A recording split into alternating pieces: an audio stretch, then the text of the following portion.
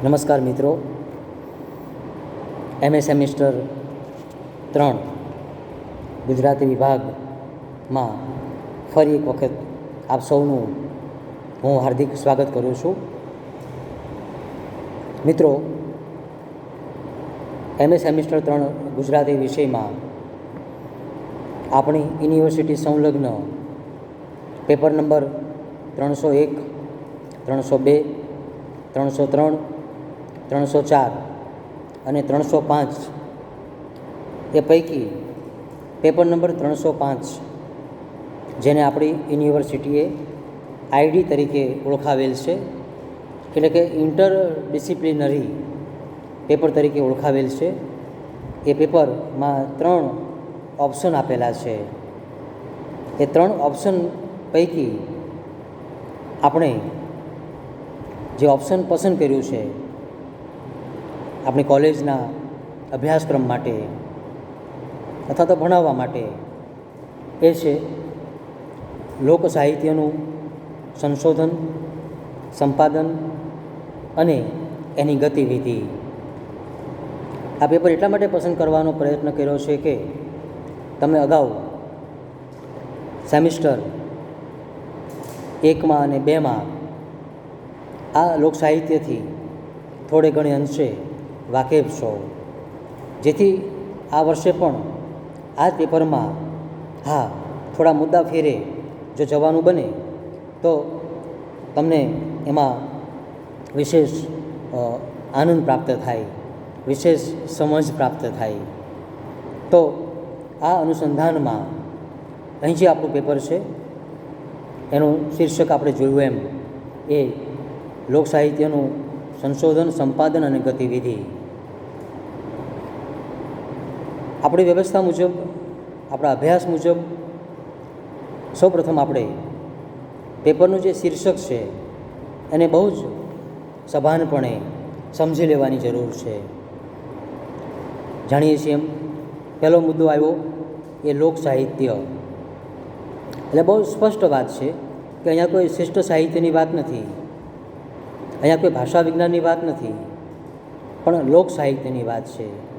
જે લોક સાહિત્ય લોકકંઠે, લોકહૈયે આપણા ગામડાના અભણ સ્ત્રી પુરુષો જેને મોંઘી મૂડી માનીને સાચવીને બેઠા છે,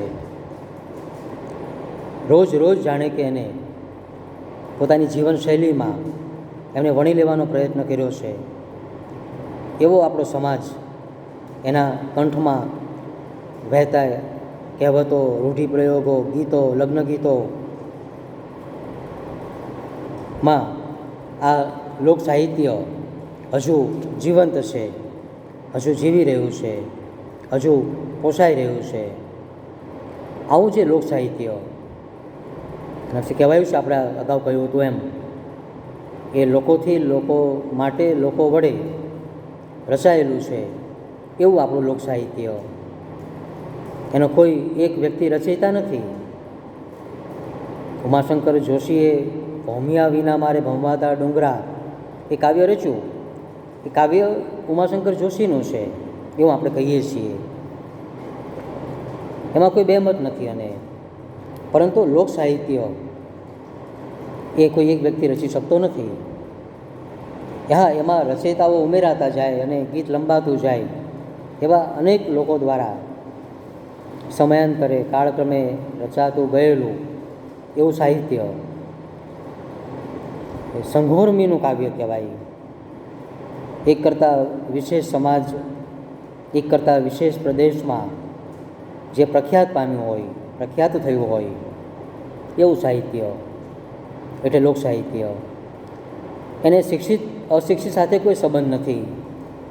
કદાચ શિક્ષિત કરતાં પણ અશિક્ષિત, અભણ એવી વ્યક્તિઓ આ લોક સાહિત્ય સાથે વિશેષ રીતે સંકળાયેલી છે.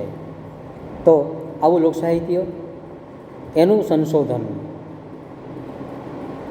સંશોધન એટલે એ જે લોક સાહિત્ય જે છે એમાં કઈ રીતે એને સંશોધન કરવું, એ લોકવાર્તા છે, એ લોકગીત છે, એ કયા પ્રકારે રચાયું છે, એની પાછળ કયો મર્મ પડ્યો છે વગેરે.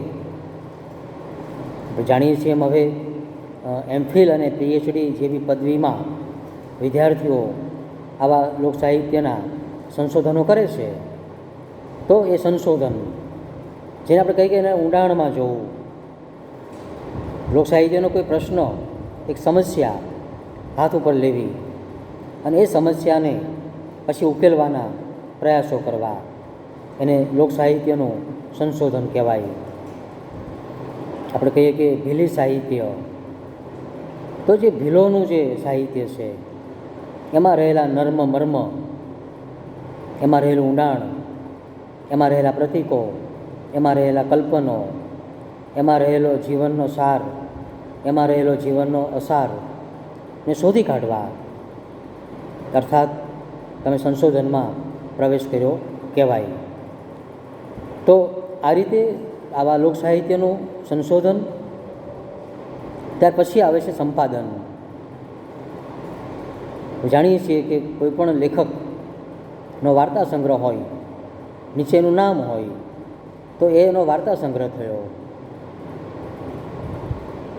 માનવીની ભવાઈ હોય, લેખક મળ્યા આપણને પન્નાલાલ પટેલ, પરંતુ એવી વાર્તાઓ, એવા સોનેટો પસંદગીના અને કોઈ માણસ એનું સંપાદન કરે ત્યારે એ સંપાદન કહેવાય. હા, અલબત્ત એ વાત હું કરી રહ્યો છું શિષ્ટ સાહિત્યની. આપણે ત્યાં આવી રીતે ટૂંકી વાર્તાના માય ડિયર જયુની શ્રેષ્ઠ વાર્તાઓ, તો માય ડિયર જયુના જેટલા વાર્તા સંગ્રહો છે એમાંથી કેટલીક ઉત્તમ વાર્તાઓનું સંપાદન. માય ડિયર જયુની શ્રેષ્ઠ વાર્તાઓ, વિજય શાસ્ત્રીની શ્રેષ્ઠ વાર્તાઓ, ધૂમકેતુની શ્રેષ્ઠ વાર્તાઓ, રાવી પાઠકની શ્રેષ્ઠ વાર્તાઓ, સોનેટો, ખંડકાવ્યો, ઉર્મી ગીતો ના આવા સંપાદનો આપણને અસંખ્ય મળે. તો લોકસાહિત્યમાં સંપાદન કેવી રીતે થઈ શકે? તો એ સંશોધન પછીનો જે મુદ્દો આવે એ સંપાદન. એમાં જેમ કે શામળાજી પ્રદેશમાં જે મેળો ભરાય અને એમાં યુવાનો અને યુવતીઓ અને એમાં ગોઠિયા ગોઠણની પ્રથાને વ્યક્ત કરતા ગીતોનું સંપાદન માનનીય ભગવાનદાસ પટેલે કર્યું. લીલા મોરિયા એવા શીર્ષક હેઠળ. તો એ બધા જ ગીતો એમાં મોટે ભાગે યુવાનીના, શૃંગારના, પ્રેમના ગીતોનું સંપાદન છે. તો આ રીતે લોકવાર્તાઓ, લોકગીતો, ભાલરડા, લોકકથાઓ, ઉત્તર ગુજરાતના જ આપણા જાણીતા લોકસાહિત્યકાર માનનીય શ્રી અમૃતભાઈ પટેલે સરસ્વતીને તીરે તીરે, તો આ જે આપણી પાસે વહેતી સરસ્વતી નદી એના તીરે તીરે બનેલી ઘટનાઓ, લખાયેલી લોકકથાઓનું સંપાદન જ્યારે આપે તો એને આપણે સંપાદન કહીએ છીએ. તો આ રીતે લોકસાહિત્ય શબ્દથી વાકેફ થયા, સંશોધનથી આપણે વાકેફ થયા, સંપાદનથી વાકેફ થયા અને આગળ આવે છે. હજી તો આપણા પેપરના શીર્ષક વિશે વાત કરી રહ્યા છીએ, હજી આપણે અભ્યાસક્રમમાં ગયા નથી. તો એમાં આગળ જે આવે છે ગતિવિધિ. ગુજરાતની અંદર જ્યારથી આ લોકસાહિત્ય રચાવાનું, એના વિશેની પ્રકારની સમજણ, એમાં એ પ્રકારની અવેરનેસ જ્યારથી આપણામાં આવી, ત્યાર પછી એમાં કોણે કોણે કઈ કઈ રીતે યોગદાન આપ્યું, શું આપણા લોકસાહિત્યની ગતિવિધિ રહી, એ લોકગીતો હોય કે લોકકથાઓ હોય, એની શું ગતિવિધિ રહી, એ ત્યારથી શરૂ કરીને, એ આરંભથી શરૂ કરીને આજ પર્યંત એ કેવી રીતે એમાં વિકાસ થયો, કોણે કોણે કેવી રીતે યોગદાન આપ્યું, એવું કંઈક આપણી દૃષ્ટિએ આ પેપરનો આપણો વિષય